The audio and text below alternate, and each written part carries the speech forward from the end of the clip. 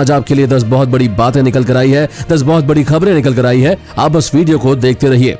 TikTok पर नाचने वालों के लिए है खुशखबरी। भारत की सबसे बड़ी कंपनी रिलायंस खरीदने वाली है टिकटॉक। दोस्तों, ये बड़ी खबर तो जरूर देखिएगा। वहीं सरकार की है बड़ी चेतावनी। इन नंबरों से आए फोन कॉल तो उठाने से बचे, वरना खाली हो सकता है बैंक अकाउंट। इस बड़ी खबर को भी जरूर देखिएगा। दोस्तों, अगली बड़ी खबर की बात कर ले तो स्कूल फिर से खोलने को लेकर केंद्र सरकार का आया बड़ा बयान। कहा सोचना भी कि स्कूल खुलेंगे। इस बड़ी खबर को जरूर देखिए। इसके अलावा 15,000 कमाने वालों को सरकार की तरफ से हर साल मिलेगी 36,000 रुपए। जानिए स्कीम के बारे में सब कुछ। इस काम की खबर को भी जरूर देखिएगा। दोस्तों, अब इस दिन तक नहीं शुरू हो पाएंगी नियमित ट्रेन सेवाएं, रेलवे ने जारी किया बयान। इस बड़ी खबर को भी जरूर देखिएगा। और अगली बड़ी खबर की बात कर लें तो मुकेश अंबानी की बीवी ने, नीता अंबानी ने खरीदा है 315 करोड़ का ये फोन। फीचर्स जानकर चौंक जाएंगे आप। इसके अलावा ईमानदार लोगों को पीएम मोदी ने दिया बड़ा तोहफा। आज से शुरू होने जा रही है ये नई योजना। दोस्तों, इसके अलावा भी आज पूरे देश से बेहद बड़ी और महत्वपूर्ण खबरें निकल कर आ रही है। चलिए फटाफट से ले चलते हैं आपको आज की सबसे पहली बड़ी खबर की तरफ। लेकिन उससे पहले इस वीडियो को बनाने में मुझे बहुत मेहनत लगती है और इस मेहनत के लिए वीडियो को आप पूरा जरूर देखें और वीडियो को एक लाइक भी कर दे। चलिए सबसे पहले आपको एक बार चीनी बीमारी से संक्रमित लोगों का आंकड़ा बता देते हैं। पिछले 24 घंटे में कोरोना के 66,999 नए मामले सामने आए हैं, जिसके बाद अब देश में 23,96,637 केसेस हो गए हैं और वहीं अब मरने वालों की संख्या 47,033 हो चुकी है, जो एक बेहद दुखद बात है। चलिए दोस्तों, अब बात करते हैं आज की सबसे पहली बड़ी खबर की। राफेल के बस एक काम से इतना घबरा गया चीन, सीमा पर तैनात कर दिए अपने सारे हथियार। दोस्तों, भारत चीन के बीच तनाव का माहौल बना हुआ है। ऐसे में चीन को भारत के राफेल से घबराहट जो हो रही है वो देखने मिल रही है। आपको बता दें कि लद्दाख में वास्तविक नियंत्रण रेखा यानी एलएसी पर भारत और चीनी सेना के बीच तनातनी जारी है, लेकिन इन दिनों चीन की टेंशन बढ़ गई है। भारत के 5 राफेल से डरकर चीन ने सीमा के करीब होतान एयरबेस पर अपने 36 बम वर्षक विमान उतार दिए हैं। वहीं एलएसी के नजदीक चीन के होतान एयरबेस में गजब की हलचल है। ऐसा लग रहा है कि चीन ने अपने सारे फाइटर जेट्स की तैनाती यही कर दी है। बता दें कि ऐसे में सवाल उठ रहा है कि आखिर चीन में हलचल मची क्यों है। ये हलचल मचाई है भारत के राफेल ने, जिसके आते ही चीन टेंशन में आ गया है। राफेल के आते ही सारा खेल और सारे समीकरण बदल गए हैं, क्योंकि राफेल पिछले कुछ दिनों से रात में हिमाचल की पहाड़ियों में घटक मिसाइलों के साथ तैयारी कर रहा है। अब जानिए 12 अगस्त को चीन ने आनंद फानन में अपने 36 फाइटर जेट्स की तैनाती होतान एयरबेस पर करनी पड़ी है और इन फाइटर जेट्स में J-11 बम वर्षक हैं जो रूस में बने हैं। पुराने J-8 फाइटर जेट्स हैं, 2 Y-8G ट्रांसपोर्ट जेट्स हैं, 2 KG-500 वार्निंग एयरक्राफ्ट है और 2 Mi-17 हेलीकॉप्टर की भी तैनाती की गई है। वहीं अगर राफेल से पहली वाली स्थिति की बात करें तो हॉस्टन में उससे पहले भी चीन के बम वर्षक थे। इसके अलावा 12 विमानों की तैनाती की गई थी, जिसे अब बढ़ाकर 36 कर दिया गया है। ये करीब 300% का इजाफा है। वहीं चीन को यह भी पता है कि राफेल के सामने उसका कोई भी फाइटर जेट लड़ने में सक्षम नहीं है। दोस्तों, भारत को चीन को ऐसे ही रोज डराने के लिए क्या करना चाहिए, कमेंट में जरूर बताएं। और अब जानिए टिकटॉक पर नाचने वालों के लिए आई खुशखबरी। भारत की सबसे बड़ी कंपनी रिलायंस खरीद सकती है टिकटॉक। जी हाँ दोस्तों, सही सुना आपने।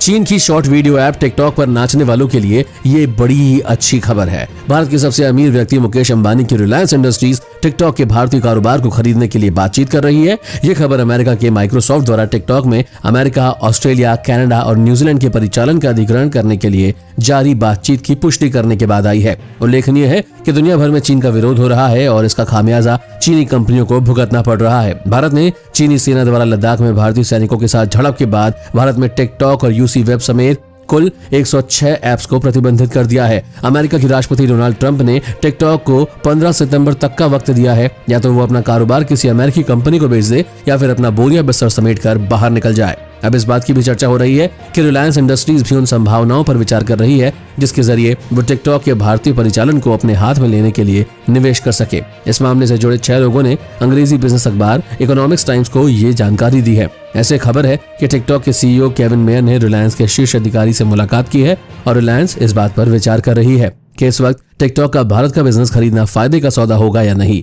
एक अधिकारी ने यह भी कहा है कि रिलायंस और टिकटॉक के अधिकारी एक दूसरे से संपर्क में हैं। भले ही बाजार में इस बात की चर्चा गर्म है कि रिलायंस अब टिकटॉक को खरीद सकता है, लेकिन अभी टिकटॉक ने कोई भी प्रतिक्रिया नहीं दी है। माइक्रोसॉफ्ट ने भी टिप्पणी करने से इनकार कर दिया है। सूत्रों के मुताबिक अभी बातचीत शुरुआती दौर में है और हो सकता है कि सौदा ना भी हो पाए, क्योंकि सरकार भी नहीं चाहती कि टिकटॉक किसी भी तरीके से भारत में वापस आ पाए। अब जानिए माइक्रोसॉफ्ट के सीईओ सत्या नडेला और राष्ट्रपति डोनाल्ड ट्रंप के बीच मुलाकात के बाद ये घोषणा की गई थी कि अमेरिका में टिकटॉक के 8 करोड़ मंथली यूजर्स हैं और कंपनी ने कहा कि वह किसी भी हाल में इस सौदे को 15 सितंबर 2020 तक पूरा करेगी। दोस्तों, अगर मुकेश अंबानी टिकटॉक खरीद लेते हैं तो आप इसका इस्तेमाल करेंगे या नहीं, कमेंट में जरूर बताएं। और अब जानिए, भारत के सख्त रुख को भांप चीन ने बदला रंग, कहा मिलकर करे सीमाओं पर शांति की रक्षा। भारत में मौजूद चीनी दूतावास ने भारत और चीन के रिश्तों पर मीडिया से बात की और उन्होंने कहा कि हर रिश्ते में हालात ऊपर नीचे होते रहते हैं। हाल ही में बॉर्डर पर जो विवाद हुआ उसके कारण भारत और चीन को अपने रिश्ते खराब नहीं करने चाहिए। साथ ही दोनों देशों के प्रमुखों ने जो विजन रखा है उन्हें उस पर आगे बढ़ना चाहिए। गौरतलब है कि मई में विवाद के बाद जून में दोनों देशों की सेनाओं के बीच झड़प हो गई थी, जिसमें भारतीय सेना के 20 जवान शहीद हो गए थे और चीन के 45 से ज्यादा सैनिक मारे गए थे। ऐसे दोनों देशों में तनाव बढ़ गया है और जिसके बाद हजारों की संख्या में सैनिक बॉर्डर पर इकट्ठा हो चुके हैं। अभी दोनों देश बातचीत के जरिए मुद्दे को सुलझाने की कोशिश कर रहे हैं, लेकिन चीन की सेना ही समझौते के तहत पीछे हटने को तैयार नहीं है। चीन की ओर से कई बार समझौते का उल्लंघन किया गया है। वहीं भारत ने हर बार यही कहा है कि जब तक पूरी सेना पीछे नहीं हटेगी रिश्तों में सुधार आना मुश्किल है। भारत और चीन के बीच मई के महीने के बाद से ही संबंधों में खटास जारी है। लद्दाख में हुई चीनी घुसपैठ के बाद से ही बॉर्डर पर सैनिकों की संख्या बढ़ी हुई है। इसके अलावा दोनों सेनाओं के बीच बातचीत का सिलसिला चल रहा है। अब चीन की ओर से बयान दिया गया है कि दोनों देशों को साथ में आगे बढ़ना चाहिए, एक दूसरे को शक की निगाह से नहीं देखना चाहिए। बयान में कहा गया है कि जब सीमाओं पर सेनाओं के बीच बातचीत जारी है और सैनिकों को पीछे हटाने का सिलसिला चल रहा है, तब दोनों देशों को दोस्त की तरह व्यवहार करना चाहिए, न कि दुश्मन की तरह। पिछले कुछ वक्त में दोनों देशों ने साथ में विकास यात्रा को आगे बढ़ाया और उसे ही साथ लेकर चलना चाहिए और एक दूसरे के लिए खतरा नहीं बनना चाहिए, क्योंकि 1000 साल से भी भारत और चीन की सीमा नहीं बदल सकती। इसीलिए आखिरी रास्ता सिर्फ दोस्ती का है। दोस्तों, भारत को चीन को दोस्त समझना चाहिए या दुश्मन, कमेंट में जरूर बताएं।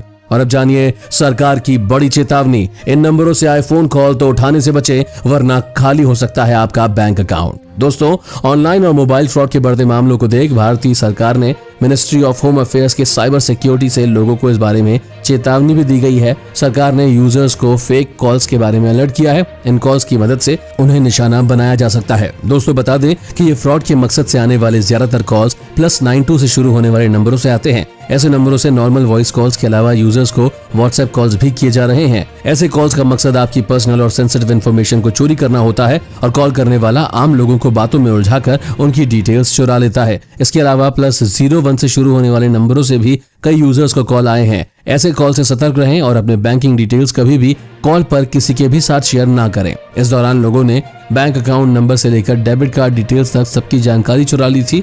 इसके लिए उन्हें लॉटरी जीतने या फिर लकी ड्रॉ में नाम आने जैसे लालच दिए जाते हैं और बदले में बैंकिंग डिटेल्स ये कहकर मांगे जाते हैं कि जीती हुई रकम आपको अकाउंट में भेजी जाएगी। दोस्तों, फ्रॉड करने वाला किसी बड़ी कंपनी का नाम लेकर अपनी सर्विस असली होने का भरोसा विक्टिम को दिलाता है, जिससे उसे फंसाया जा सके। और कॉलर की ओर से कई बार QR कोड या फिर बार कोड भेजकर उन्हें स्कैन करने के लिए भी कहा जाता है। आप गलती से भी ऐसे कोड्स को स्कैन ना करें। स्कैम करने वाले लोग एक से ज्यादा कॉल्स भी अलग अलग नंबरों से करते हैं। दोस्तों, अगर आपको कोई फ्रॉड कॉल आया या मैसेज आया है तो कमेंट में जरूर बताएं। और अब जानिए, स्कूल फिर से खोलने को लेकर केंद्र सरकार का आया बड़ा बयान, तुरंत जान लें। दोस्तों, रोज कोरोना वायरस के बढ़ते मामलों को ध्यान में रखते हुए केंद्र सरकार ने मंगलवार को कहा कि स्कूलों को खोलने के लिए कोई समय सीमा तय नहीं की गई है। एक बयान जारी करते हुए केंद्र ने कहा है कि स्कूलों की रीओपनिंग कोरोना की स्थिति पर निर्भर करेगी। केवल केंद्र शासित प्रदेश चंडीगढ़ ने अब तक स्कूल खोलने का इरादा व्यक्त किया है। केंद्रीय मानव संसाधन विकास मंत्री रमेश पोखरियाल निशंक ने पहले कहा था कि स्कूलों के फिर से खोलने पर छात्रों और शिक्षकों की सुरक्षा सरकार और उनके मंत्रालय के लिए अत्यंत महत्वपूर्ण है। उन्होंने ये भी कहा था कि उनका मंत्रालय ये सुनिश्चित करेगा कि कोरोना वायरस लॉकडाउन के दौरान स्कूलों और कॉलेजों को फिर से खोलने में समय लगने पर छात्रों की पढ़ाई पर कोई नुकसान न हो। उन्होंने कहा कि अमेरिका की आबादी से अधिक हमारे देश में 34 करोड़ छात्र हैं। हमारे लिए सबसे बड़े खजाने के समान है ये, और छात्रों और शिक्षकों की सुरक्षा सरकार के लिए अत्यंत महत्वपूर्ण है। केंद्र ने यह भी कहा है कि इस मामले पर अगले 10 से 15 दिनों में स्वास्थ्य मंत्रालय और राज्य सरकार के साथ चर्चा की जाएगी और स्कूल खोलने के बारे में कोई भी निर्णय छात्रों की सुरक्षा को ध्यान में रखते हुए लिया जाएगा। दोस्तों, क्या स्कूलों को साल 2020 के बाद ही खोलना चाहिए? यस या नो में कमेंट करके बताएं। और जानिए, इस दिन तक नहीं शुरू हो पाएंगी नियमित ट्रेन सेवाएं, रेलवे ने जारी किया बयान। जी हां दोस्तों, रेल मंत्रालय ने बुधवार को कहा कि ट्रेन सेवाएं अगले नोटिस तक दोबारा शुरू नहीं की जाएंगी।